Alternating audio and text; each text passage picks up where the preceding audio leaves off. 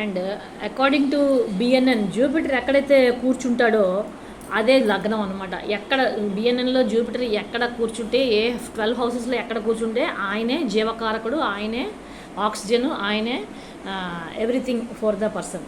కాబట్టి జూపిటర్ చేతిలో ఇన్ని హౌసెస్ ఉన్నాయి కాబట్టి ఆయన అత్యంత శుభుడు. And according to Lal Kitab, Vedic and also BNN, Jupiter is the key planet. అందుకని జూపిటర్ కనుక ఎక్కడ కూర్చుంటే జూపిటర్ నుంచి 7వ హౌసు 7th లార్డ్ అవుతుంది ఆ పర్సన్ ఫీమేల్ నేటివ్ తాలూకా చార్ట్లోని. సో సపోజ్ మనం ఇక్కడ జూపిటర్ని మనం పొజిట్ తీసుకున్నట్లయితే మరి 7th లార్డు ఇక్కడికి వచ్చినాడు కదా, 7th లార్డు. ఈ 7th లార్డ్ ఎవరైతే ఉన్నాడో ఫీమేల్ చార్ట్లో, మరి ఇక్కడ మనకి ఇక్కడ వీనస్ వచ్చేసాడు.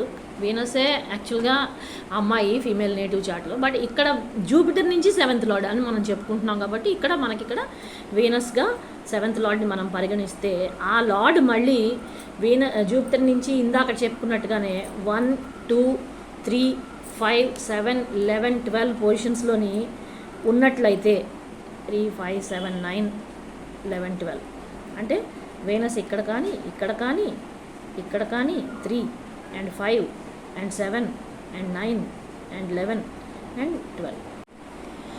ఇందాక చెప్పుకున్నదే మరొక ఎగ్జాంపుల్తో చెప్పుకుంటే బాగా క్లారిటీగా ఉంటుంది. ఇప్పుడు సపోజ్ మీకు జూపిటర్ ఇక్కడ ఉన్నాడు, అక్కడ లగ్నం పెట్టేస్తాము. అండ్ ఇప్పుడు ఇక్కడి నుంచి 7th లార్డ్ వచ్చేసరికి శాటర్న్ అయ్యాడు.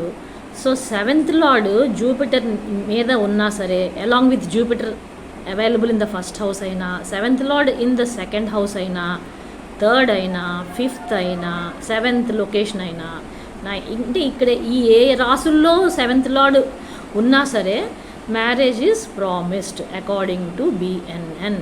మ్యారేజ్ ప్రామిస్డ్ అని చెప్పుకుంటాం. అగైన్ సేమ్ 1, 2, 3, 5, 7, 9, 11 and 12 ప్లేసెస్ అనమాట. ఈ ప్లేసెస్లో ఎక్కడున్నా సరే ఆ 7th లార్డ్ మ్యారేజ్ ప్రామిస్డ్.